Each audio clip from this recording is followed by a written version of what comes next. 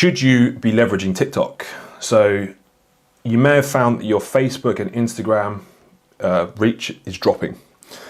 But there's a new app on the scene, and that is TikTok. A lot of people don't know what it is yet. A lot of people that I'm friends with don't.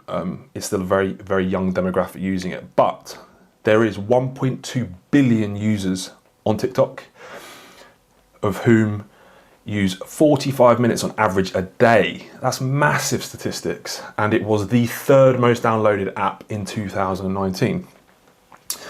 So, if you're looking at trends of how other social media apps went, i.e. Facebook, Instagram, YouTube, this looks like it's going to be the next big thing. And should you be using it? So there's a few questions that you should probably ask yourself if you're going to think about using TikTok. And the first one would be, is your audience on there? As I mentioned a minute ago, TikTok is favoring a much younger demographic at the moment. And it is, if you're using products or services that aren't particularly targeted at younger people, you may find that it's not worth investing a lot of time and effort into it. However, if you look at the trends of Instagram and Facebook and YouTube, what happened is younger demographics started using it first, and then it trickled up quite quickly to an older demographic.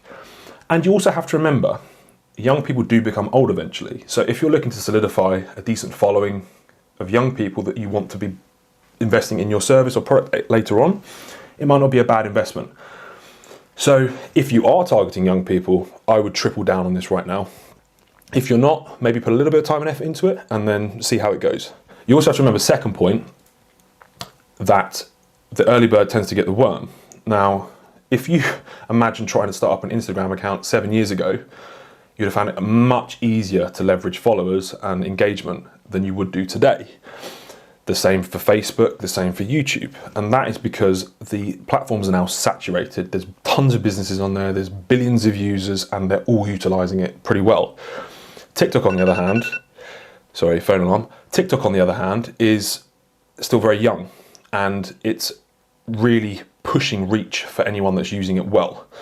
So you'll probably find that if you get in there early, and that's something that you've done in the past with social media platforms and other things, you will do particularly well. And obviously, if you tend to get followers early on, that will be solidified even when it's hard to get them later on. Third and final point is, are you able to produce content for TikTok? Now, what I've seen and what other people have said is that TikTok favors more humor and sarcasm and trending songs, videos and content and stuff of that nature.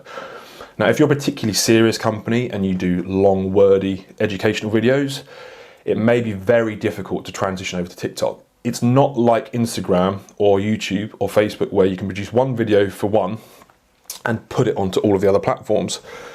TikTok would probably, for you to be successful on TikTok, require you to produce separate content. Now, if you are particularly formal, it may be something you want to avoid. But if you're not, and I would say for pretty much 99% of other brands, it would be worth producing content that is comical and is utilized specifically for TikTok. Yes, it would be a bit more costly and it's more time consuming because you have to produce content for a different platform, but I've seen people going on there viral extremely quickly, more so than any other platform. And if you can do this alongside of your other content, I have absolutely no doubt that there will be huge return on investment.